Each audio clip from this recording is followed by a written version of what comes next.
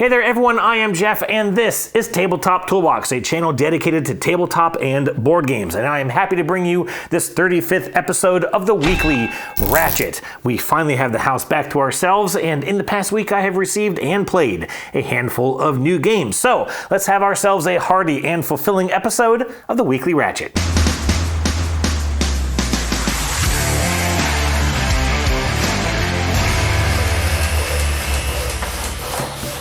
Yes, ladies and gentlemen, welcome back to the Weekly Ratchet. I hope you've all had a fantastic week of playing games with family and or friends. As I mentioned, we finally have the house back to ourselves. For folks who did not know, my parents have been staying with us for a little over 2 weeks as they are from Asheville, North Carolina, which was hit pretty hard by Hurricane Helene. I mentioned last week they had the water back on. That actually turned out not to be true, but as they were driving down on Tuesday, they did get notification that the water was on. They just can't use it because it's brown. But luckily they brought a bunch of jugs of water back from here. There are also tankers that are getting set up across various grocery store parking lots and such down there where folks can go and get water jugs refilled. So they are doing okay. They had a couple of doctor's appointments last Wednesday they had to get to, so they were anxious to get back home. We have been enjoying a little peace and quiet. But of course, we're glad that they're okay. They got a little assistance from FEMA to help replace some food, and all the siblings and I also put together a little gift card to help them restock the fridge. So they are doing well. Meanwhile, here in Ashland, Virginia, I am still waiting for 5 more subscribers to put us over lucky 1,000. I think it was at 9 last week. I am quite surprised at how slow this has been going. I put out a ton of videos last week, really thinking that would kind of nudge us over the hump there, but that hasn't quite happened. That's okay. It's not really a big deal. I will say, though, I don't usually ask for this, but if you could please go out on the channel and give the Ultimate Voyage video a watch. That video has been building kind of slowly, and I could really just use a little help at kind of getting some viewership. It's a little hard to advertise, hey, I like to do Kickstarter preview videos, and only 150 people watch them. So a little help there would be nice if you wouldn't mind. Also, this week, the I Made You a Mixtape video is coming out. That is from Mike DeLisio and Dan Hughes of the Dice Tower and the Sporadically Bored podcast. That is a very short and sweet video for a very short and sweet game. I did not go into it with the highest of expectations. I do not love the I split you choose mechanism in general in gaming. It's just not my favorite thing to do. I don't have a problem with it. It's just not my kind of thing, but it is very streamlined and efficient in this game. It is a very simple card game with a relatively small footprint, perfect for just kind of a quick evening game or at a pub, something like that, maybe playing with non-gamers. It could go quite fun. So do check out that video. It should launch here Monday or Tuesday of this week. Other than that, I have been doing some filming today for another project, which is why I'm a little shellacked here coming into this video, but I'll mention that one here in a little bit. Let's go ahead and kick off the show.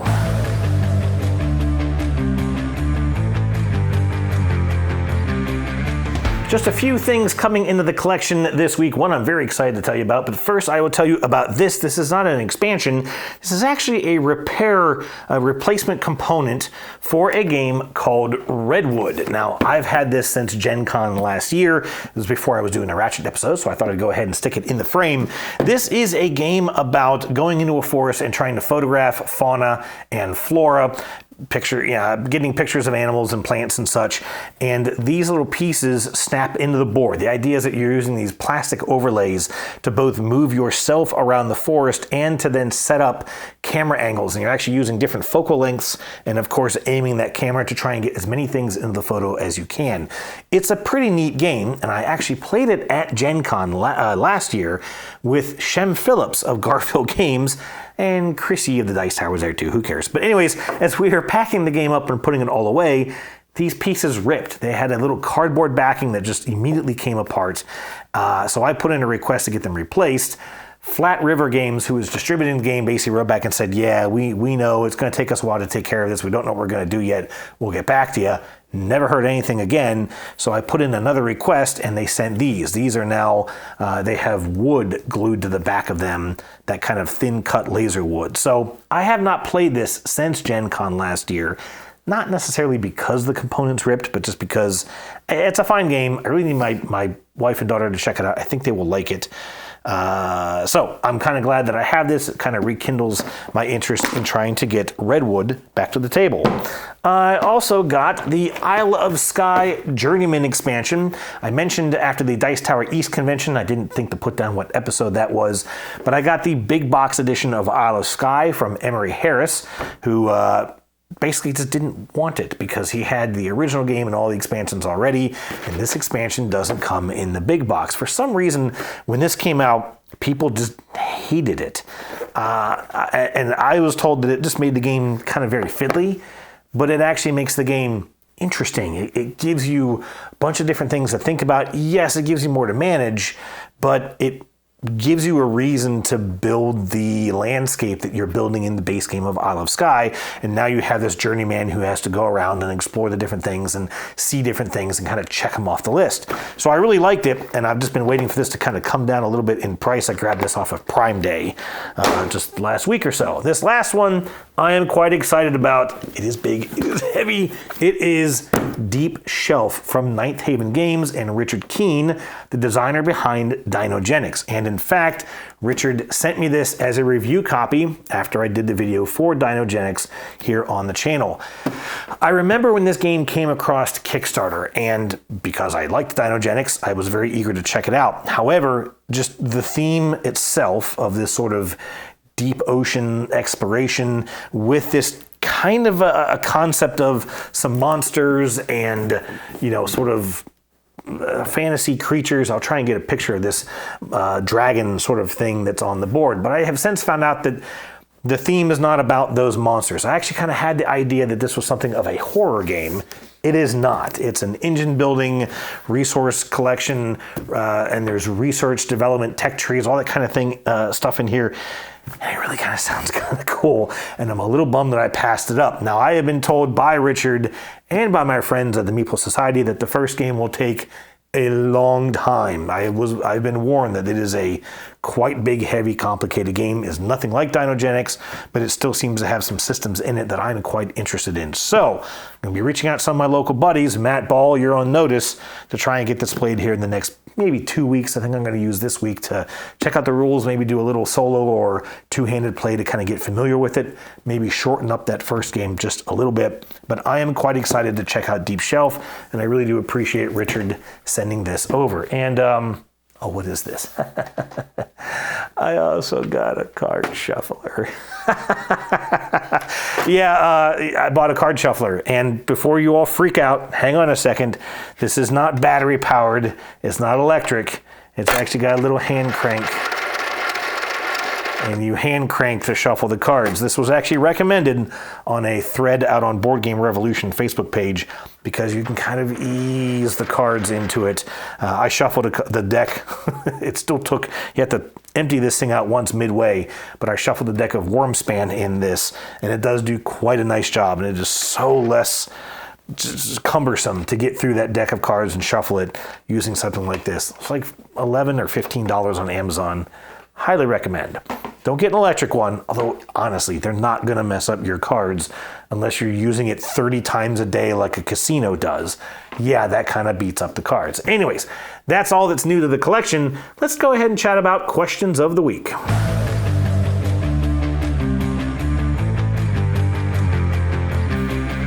Okay, last week I asked you to tell me a theme that you would never turn down a game of, for the most part at least, and I got a great variety of answers. Let's go ahead and kick things off. Simulation Chris said he would probably always want to try a Lord of the Rings themed game, and that he is excited for the Middle-earth version of Seven Wonders. He also suggested Great Western Trail Gandalf, which I thought was pretty clever. I did not know that there was a Middle-earth version of Seven Wonders. I have nothing against Lord of the Rings. I've never seen any of the movies. I did read the books many years ago. I remember this much of them, but I know it's a very popular theme. I would probably really like that big Lord of the Rings two-player strategy game, like miniatures game, dudes in a map, but I've heard that it is quite a thing to get into, and I don't know anyone else locally to me who would be up for it, so I have not gotten to try that, but that's good to know. Teshra said that space and sci-fi themes tend to draw his interest the most, and that he has more games of those themes than anything else, but that his favorite games aren't all necessarily those themes either. And that makes sense, Teshra, and I think you and I would get along quite well. I do love, as I think a lot of folks here know, I love sci-fi themed games, both sort of, modern sci-fi and then also, of course, future sci-fi. Your Star Treks, that kind of a thing. But I also like the space race games, the stuff that are kind of based on either previous technology or current technology in the current known universe, that kind of a thing. But I also agree, looking at my top 10 games, I actually had fewer space games in that top 10, top 20 that I put out in the Dice Tower than I expected to have. Because there's just so much good stuff out there, right? Board Games Vibes said that a theme he'd love to experience in a board game is baseball. That being Dominican, he's a huge fan of baseball, but wonders how well it would work as a game. Now, I did do a little searching on this, John, and I found Lords of Baseball by Mr. B Games. I don't know this game at all, but Mr. B Games is pretty decent. This does appear to be a franchise management game, so more of a business game, though, than an actual baseball game. But there is, of course, the quite popular Baseball Highlights 2045. I've heard a lot about this game over the years. I've never played it. It is a sci-fi themed game where you're building a baseball team of humans, cyborgs, and robots. And I do believe it is more, there's a little bit more of a baseball theme to it. We're actually kind of playing the game, building a team, going through, I believe like a season, something like that. Again, I have not played it. I don't know it, but I do know it's quite popular and that it is well admired. So you might want to check those out. Yukon Zach said pirate games have always intrigued him, but he's always up for an uncommon theme, like driving a taxi or being a bartender. Yeah, exactly. There is so much stuff out there. I mean, even on that sort of bartender front, thinking about distilled and brew crafters, and the one that you mentioned, I'm blanking on the name of it, but it's the little marble game. There's so much stuff out there that you can find on these themes. I mean, now there's a windmill game, right? And games about taking a trip to Japan. There's just so much stuff out there that it's a great time to be playing games for sure. CR Poll said that path or pattern building games will always get his attention. And I thought that was kind of interesting because there's a lot of path and pattern building games that also have other themes. So you can certainly find a wide variety of games with different themes that would use that mechanism, or of course there are abstract games where that is the whole game. So lots of options there for you. Board Halfling, a first-time poster, said Lord of the Rings and any kind of fantasy theme will draw him in, though what he's most looking for is games that immerse him into the theme, adding that the mechanics of a game can be lacking as long as the theme is rich. And this is really a bigger topic, and it's one that I agree with you on for me personally, and I have definitely seen more of late. I have kind of come to understand and accept that that's what I'm looking for in games as well. I want to feel that I'm doing what the game is about, even if it's not something that I am particularly very interested in. So again, taking a trip to Japan, not really something that I want to do, but knowing that my daughter was really into it is why I picked up the Let's Go to Japan board game, and that game is just dripping with theme. Same with Rock Hard 1977, a game where you just absolutely feel like you're doing what that game is about. And I think that's one reason why a lot of those Shem Phillip games, a lot of those, West Kingdom or whatever all those games are, they're challenging games. They've got good mechanisms. They're very, very popular games, but to me, they just feel so dry. They don't feel like I'm exploring or I'm trying to go and raid kingdoms or whatever. Like I'm just moving stuff around the board, trying to push up tracks, like Andromeda's Edge, and win the game, right? That's kind of all there is to it. So I don't know. But I agree with you 100%. If a game really pulls me into that idea of what it says it is about, even if the mechanisms aren't that great, I will typically try to find ways to maybe improve them, tweak them, streamline them, whatever, to make the game better so that you want to keep going back to that theme. Kay said that sci-fi, fantasy, pirates, or knights and castles are all themes that will give them a second look. I'm looking forward, Kay, to meeting you here in a little bit. In December at PAX. Looking forward to playing some games with you for sure. Tony Lawhorn said that music-based games, especially with a rock and roll or heavy metal theme, are his go-to. Adding that, Rock Hard 1977 is indeed quite good. Tony, I was chatting with another friend of mine locally here in town about the game Record, which he had a copy of, but I had just not heard good things of it, so I never did pick that up. I was going to back it and then kind of pulled out after looking at some just looking at the components and looking at the rules, I was like, I'm not sure about this. And then Tom Vassell kind of blew it up in his review after it came out. Anyways, do love some good music games. I wish there were more of them, and I wish that some of them were more thematic. Like I think of the Lacrimosa game from De Vere, all about Mozart and his, basically after he died and finishing his Requiem. It was just so devoid of real theme. I mean, it was there and you had all the pieces and it kind of had the idea of it, but you're just moving around the board, trying to trigger actions, trying to put stuff on the board, trying to spend resources, trying to get resources, trying to go up tracks or whatever and set up endgame. It just didn't feel at any point like you were actually making a symphony. Anyways, Jeremy Brooks said that he loves a good Civilization-themed game, like Path of Civilization, Roll Through the Ages, and Mosaic being his favorites, with racing games being a close second, mentioning Heat and Jamaica. Roll Through the Ages? Really? Roll Through the Ages? Okay, fine, whatever. I never played. I don't think I even knew that there was a roll and write version of Through the Ages. Maybe sometime we should play Through the Ages, although it's a very, very long game. But, I agree with you. I love a good Civ game. There are so many different ways that they're handled. I think of like Tapestry, which is a very abstract civilization game. I really like the mechanisms. That is one of those games where the mechanisms are kind of good enough that even though you don't really feel a lot of that theme, it's still a neat puzzle. It's that efficiency puzzle kind of thing that I enjoy about it. But anyways, yeah, good. Love a good Civilization game. And lastly, Penny said that anthropomorphic animals, a word that took me way too long to type here, always puts a smile on her face, mentioning Root, Everdell, and Defenders of the Wild. I had to look up Defenders of the Wild. I had never heard of it. Looks like this actually just recently delivered to folks.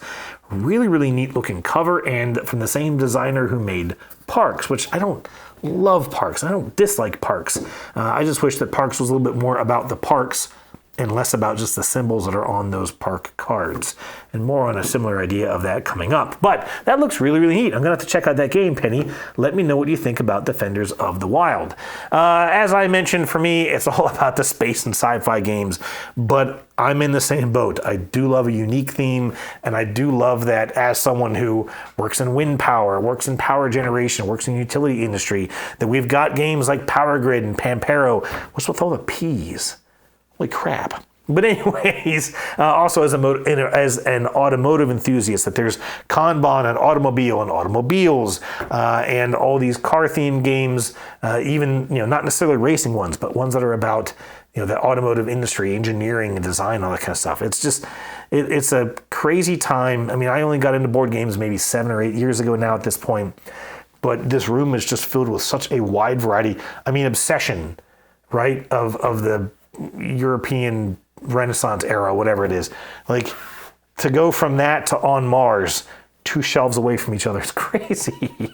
So I'm with a lot of the comments here. I love a diversity in themes. I love a very immersive theme. That's why I came up with this question of the week. I forgot to come up with a question for next week. So let's get to that after this next segment.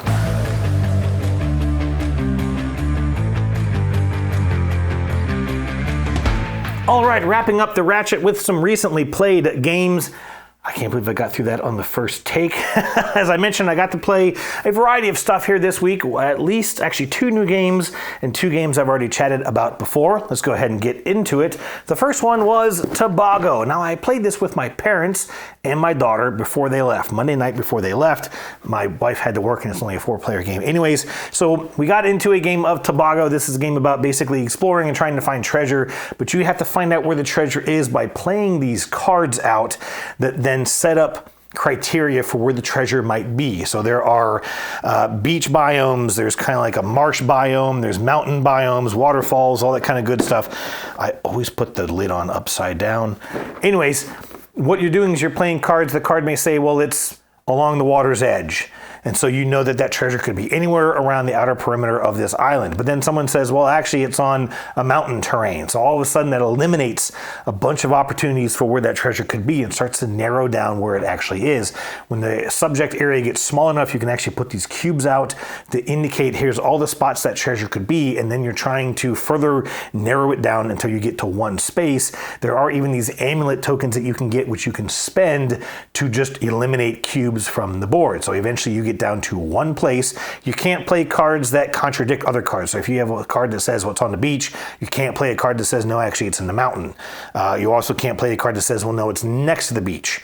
You have to, be able to whittle down what's already there. You can't, again, contradict what's already out there. And you also cannot play a card that would eliminate all potential options.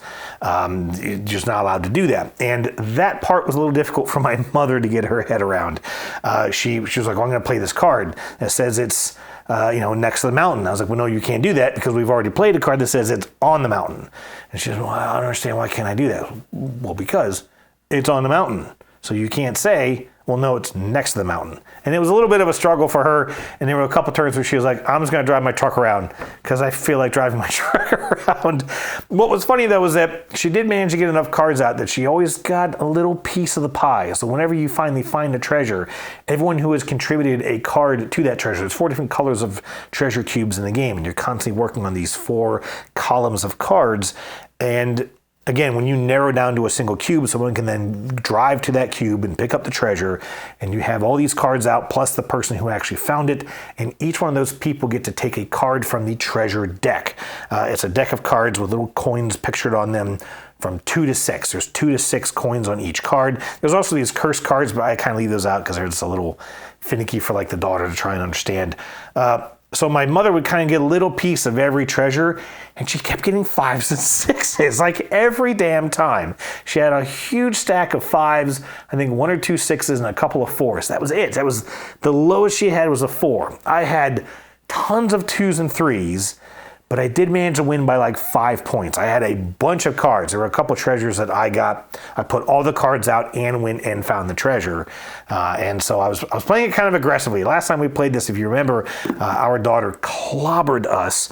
She did manage to beat her grandmother, but she couldn't quite keep up with her dad. And Grandpa had like $16. So they all had fun with it. My daughter just absolutely loves this game, and I wanted her to get to play it with her grandparents. That is Tobago. Very, very fun game. Up next, I'm going to chat about Food Truck Race by Gregory Alford. Now, I mentioned this, I believe, in the last episode of The Ratchet. Maybe it was a week before. I really can't quite remember. This is a Kickstarter prototype game from Gregory Alford. The art is from Mario Zucca. And this is a game about basically managing a food truck, trying to fulfill orders. You're getting these little cubes of various ingredients. They're all the same color, but they might represent slightly different things for different players. You may have the pizza truck needs the brown because it's pizza dough, but the taco truck might need the brown because it's a tortilla shell or something like that, right? And you each have a snack, an appetizer, a small and large entree on your menu, but each one will use slightly different ingredients. And so throughout the game, you've got these 3 cooking stations on your truck. You're putting these tokens onto those food stations. And when you chuck the dice will tell you a letter and a number, and whichever ingredients are on the letter of that prep station will generate the number of ingredients equal to the other die.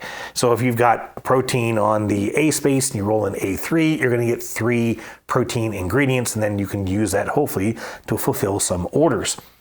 And what's neat about this is that you can upgrade that truck. So you can put all kinds of other stations out. You can increase those stations so they may give you 2 different ingredients or double a single ingredient if you want to do it that way. There are also some spaces on that truck where you can put out just some extra bonuses. Maybe one that gives you a cooler that you can kind of store some ingredient tokens, not the cubes, but the tokens that generate the ingredients, so you can kind of swap things out. When it is your turn to chuck the dice, you can rearrange your truck, buy a new upgrade, and that kind of a thing. But it's also a simultaneous play game in that every round when a player rolls those 2 dice, everybody around the table triggers that workstation to get that many ingredients. So it's a kind of a snappy, quick-moving, a little chaotic game. And the other thing I like about it is that your money is your score. So the first person to get the $50 wins the game, but you're using that money throughout the game to purchase those upgrades, buy more food tokens, so on and so forth, which I love that mechanism in games. I think I've talked about that here before with games like Pampero. What's the other one I'm thinking of off the top? I can't remember what it is. But games where you're trying to, you're using that money, you're basically spending your victory points to also try and get more victory points. So it's almost like you're investing in your business. And I think those games are so clever because they are so much more realistic than a game like, say, Distilled, where you're getting points and money for making a drink. So you're spending that money, which you kind of don't care. Well, I don't care if I don't have any money. I mean, granted, you want to have money, but you're never worried about, well, geez, if I buy that barrel, then that's going to be less points for me. No, your points are your points, your money is your money. And I feel like it should actually all be one resource because it really makes you think about those decisions so much harder. The thing I don't really like about the game, or at least I haven't enjoyed about the game, is this idea of only generating those resources when you chuck the dice.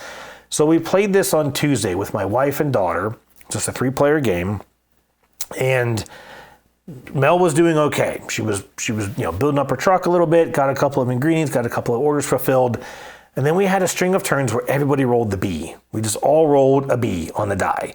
Now, my wife had a token out that let her generate an extra resource every turn, so she was getting a little diversity.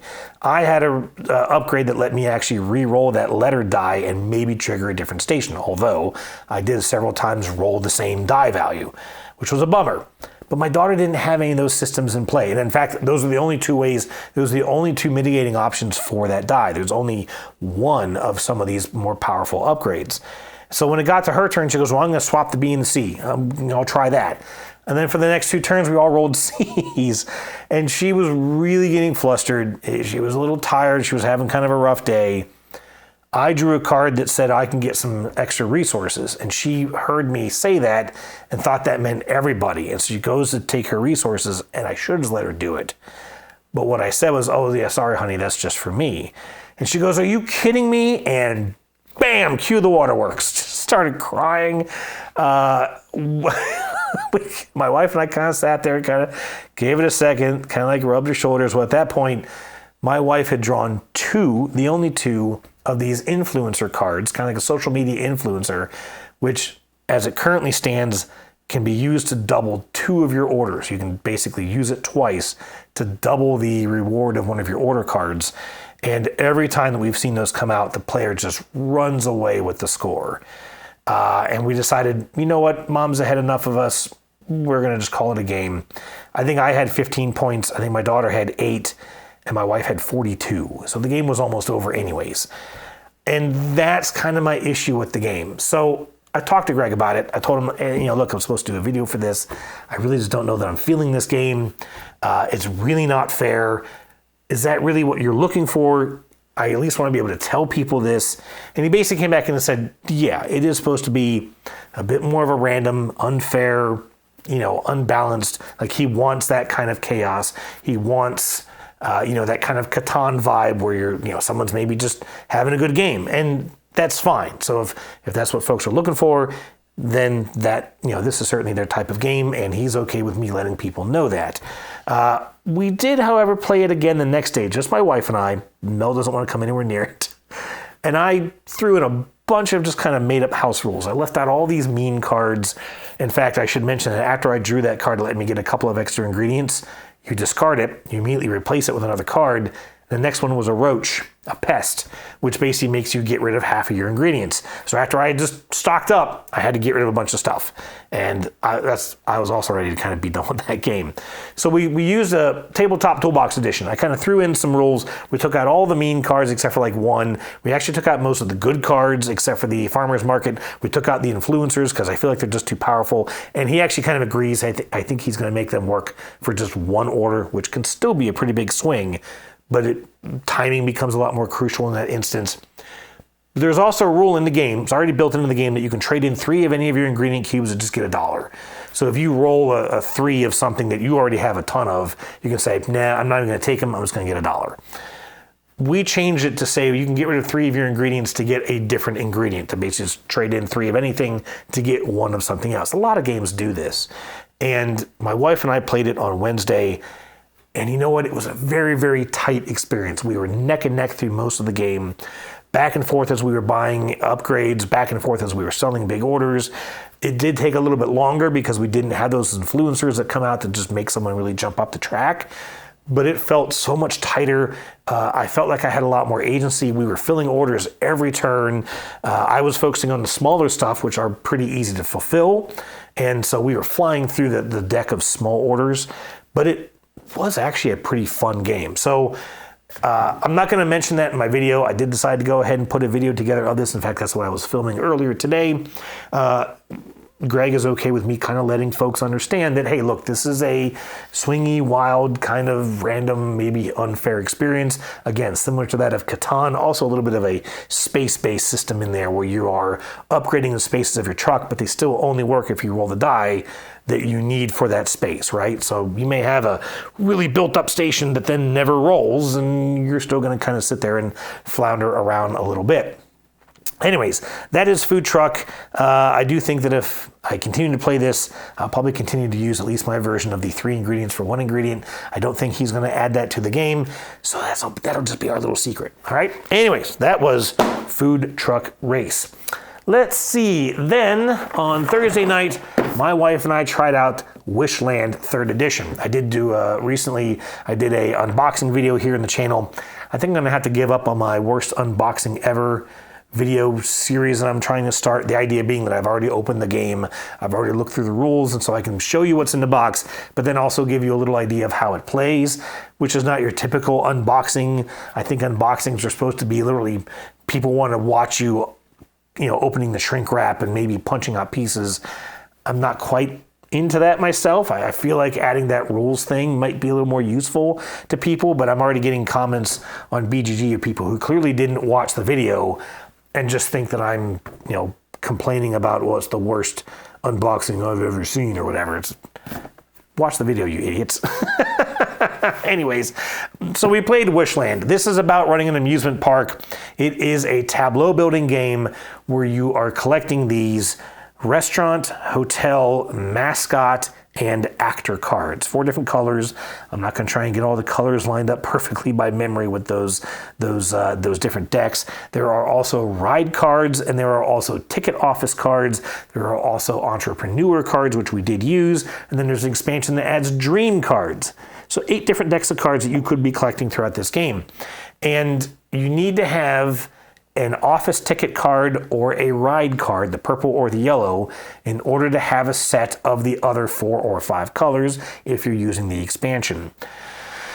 So it's this kind of idea of, okay, I need to get another red card. I need to get that red card, but I already have a red card. So if I want to get another red card, I got to get another ride or another ticket office card. How can I do that? You're trying to, build up that tableau, at least until I got a hotel card that says you don't need to worry about those limits anymore. You can just buy whatever you want to buy. And so I was doing that. I was trying to work on the income. There's an income phase that happens every 4 turns where your amusement park generates income. And I was trying to push up the income really quickly, because there's an end game scoring built into the game. And I also had an entrepreneur card that gave me end game for my income. And yet my wife was clobbering me with the income. And so I was struggling there. Also, of course, not knowing the game, I got a couple of cards that gave you some rewards. There's this idea of it's a worker placement game, and it uses a worker placement mechanism like the game of Honey Buzz, which I've chatted about, where, okay, if there's a worker down, then you have to put down 2 workers. And so now there's 2 sets of workers, a 1 and a 2. So if you want to go there again, you got to use 3 workers and then 4 workers. And if someone picks up their workers and maybe there's only 2 sets left, even though it may be a 2 and a 3, you need another 3 workers to trigger that spot again, if that makes sense. And there are one of the actions that you can take is to pick all your workers back up, but there are also a lot of cards that will give you an ability to trigger a retrieval as part of your turn. If you go here, you can then retrieve your workers. My wife had a card that says if you buy a $0 card, you can pick up all your workers. I put out a card that says if you've unlocked all of your workers, you start with 4, there's 6 more that you can get. You can then pick them all up at the end or at the income phase. Never got to use it. I did eventually get a card that says if you use the advertising space, you can then retrieve all your workers. And that was actually more beneficial to me than the other card. Now knowing the game a little bit better, I wouldn't have bothered with the other card because getting the extra workers out is difficult to do. The other thing is that there are 7 rounds of 4 turns, and I thought, man, there's going to be a ton of rounds in this game. There's going to be a ton of time to get things that you need, except that every 4 rounds, the market of cards gets wiped. And so you're looking at there and saying, well, I need that card, I need that card, I need that card. I don't have enough money, so I'm going to get that card, but then I go get more money. But then I can only get this card, and then there's not even a way that I can get that 3rd card or 4th card that I need. There's just not enough turns in the round before they get wiped. And so you've really got to sit there and kind of process through what's going to really be best for me in the long run. It was good. I liked the game. My biggest complaint with it would actually be that despite its theme and it looks great and each card has unique art, well, almost every card has unique art. We did start to come across some duplicates, but the art doesn't really mean anything. You are so focused on the symbols. You're so focused on trying to build that synergy between different cards. You're so focused on your income. You're so focused on these couple of tracks you're trying to go up, happiness and visitors. You're trying to get your workers. There are so many things that you're trying to do in this game that art of the trapeze artist completely just goes unnoticed for almost the entire game. You're sitting there at the end as you're kind of putting stuff away going, oh, look at this art. That's a really cool looking card. But you do not notice it at all in the game. And so that was kind of a bummer. As I mentioned, I think last week, or even in that video, the unboxing, is I love a good theme park game, a roller coaster type game. And I did enjoy this. We both had a good time with it. My wife beat me by 1 point, which is also a great way to play a game. When it is really tight like that and you don't quite know how the scoring is going to settle out till the end, that's a pretty good game. So anyways, that was Wishland. We have agreed that we will definitely play it again. We want to try out those dream cards. A good game. Lastly, the last one on the list here, I think it's the last one on the list. Let me double check. We went to Center of the Universe Brewing Company yesterday. They had a big, actually ironically, a big food truck kind of festival, a bunch of Asian foods and such. And we played S'mores Wars. If you remember, I got this several episodes ago when our local Barnes & Noble was closing down. I got this fairly cheap, and I did not have high expectations for this game at all, because it's called S'mores Wars, and it advertises itself being a chomp, smash, and splat your way through the battle to build high-scoring s'mores. In this competitive and campfire-ready card drafting game, bid on the best cards, but if if 2 players or more claim the same ingredient, they got to duke it out. And I was just expecting a very take that and frustrating experience. And it was a little frustrating, but not in the normal way. It wasn't take that really at all. And it was actually pretty decent. The idea being here that you're trying to build s'mores, you've got a heavy graham cracker card, and then a chocolate and a marshmallow. You can put those in either order, and then a graham cracker on top. You have to build them top to bottom in that order. There is a way that you can store cards that you're not ready to use yet, and then you've got to mark it out of one of each of the card types, a graham cracker, a chocolate, and a marshmallow. And they come in different point values from, I believe, 1, 2, or 3, or 5. I didn't see any 4-point cards in the decks. Then at the beginning of each round, you've got a token that says, I want one of these. I want the chocolate card. I want the graham cracker card. You choose those secretly, and then you all reveal at the same time. You do also have a smorage token that says, if I want to get one of my cards out of my smorage or storage, then you can just do that. But if multiple people say, well, I want the graham cracker card, then you have to fight. And you fight using a separate deck of cards. Each player has the same 5 cards, I believe it is, and there is also a tiebreaker card that everybody gets. And this basically plays out like rock, paper, scissors, lizard, Spock, if you ever saw the Big Bang Theory episode, where it's rock, paper, scissors, but there are 5 variants. How does it work? Oh, it's very simple. Scissors cuts paper, paper covers rock. Rock crushes lizard, lizard poisons Spock. Spock smashes scissors, scissors decapitates lizard, lizard eats paper, paper disproves Spock, Spock vaporizes rock, and as it always has, rock crushes scissors.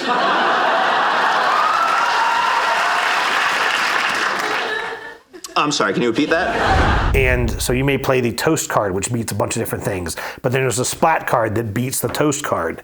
And you're reading through the rule book and you're like, well, this is a lot of like, this beats that, but this beats this, and that loses to this. But it tells you on the card what it beats. And I even saw a comment on BGG saying, well, there's always different cards, but it's hard to remember which ones beat which ones. Well, It's printed on the card, you numbnuts. And the thing is that you very, very, very quickly are sitting there trying to play the mind game of your opponent. Like, okay, well, last time they played a toast, and now we both played toast. So now they're going to try and play the one that beats toast. So I'm going to try to play the one that beats toast. And then they play something completely different, and it takes out whatever you played. And that happened to me a lot. I lost a lot of rounds of this in that kind of fighting, in which case they get the card, you just don't get anything. And so that was a lot of fun. I did end up winning this one because I did get a whole bunch of 5-point cards when I really needed them. And it was actually, it was a neat game. We were having a good time.